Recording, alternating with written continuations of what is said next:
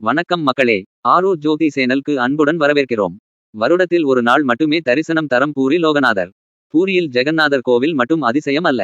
இங்குள்ள லோகநாதன் சிவன் கோவிலிலும் ஒரு அதிசய நிகழ்வு நடக்கிறது. வருடத்தில் 364 நாட்கள் நீரில் மூழ்கியபடி இருக்கும் இக்கோவில் சிவலிங்கம் வருடத்தில் ஒரு நாள் மட்டுமே பக்தர்களுக்கு காட்சி தருகிறது. பூரியில் உள்ள 5 சிவன் கோவில்களில் லோகநாதன் கோவிலும் ஒன்றாகும். இக்கோவில் கருவறையில் உள்ள சுயம்புலிங்கம் நீரிலேயே மூழ்கி இருக்கும். சிவராத்திரியின் 3 நாட்களுக்கு முன் இங்குள்ள அர்ச்சகர்கள் கருவறை நீரை வெளியேற்ற அப்போது சிவலிங்கம் காட்சி தருகிறது. லோகநாதரின் உற்சவ மூர்த்தி ஜெகந்நாதர் கோவிலில் வைக்கப்பட்டு உள்ளது. இவர் ஜெகந்நாதர் கோவிலுக்கு காவல் தெய்வமாக விளங்குகிறார். பெருமாள் நகைகள் மற்றும் பொக்கிஷங்களுக்கு இவரே காவலாக இருக்கிறார். இக்கோவில் பற்றிய புராண கதையும் உண்டு. இராமர் சீதையை தேடி இங்கு வந்தபோது சிவனை தரிசிக்க விரும்பினார்.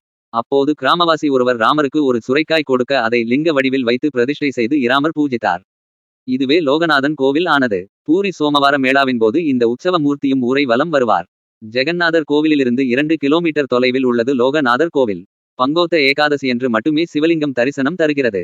மேலும் மற்ற நாட்களில் கருவறை நீரில் பால், தேன், இளநீர், வில்வம், தேன் என்று நிவேதனம் செய்யப்படுவதால் இவற்றின் கருவறை நீர் பல நோய்களுக்கு நிவாரணம் அளிப்பதாக நம்பப்படுகிறது. இக்கோவில் மணல் கற்களால் ஆனது. பிரதான கோவில் தரையிலிருந்து 30 அடி உயரத்தில் உள்ளது. உள்ளே கிழக்கு சுவரில் கார்த்திகேயனும் 4 கைகள் உள்ள விநாயகர் உருவமும் உள்ளனர். சிவராத்திரிக்கு முன்பாக அநேக அளவில் இந்த சிவலிங்கத்தை காண வருகிறார்கள். வணக்கம் மக்களே. ஆரூர் ஜோதி சேனல்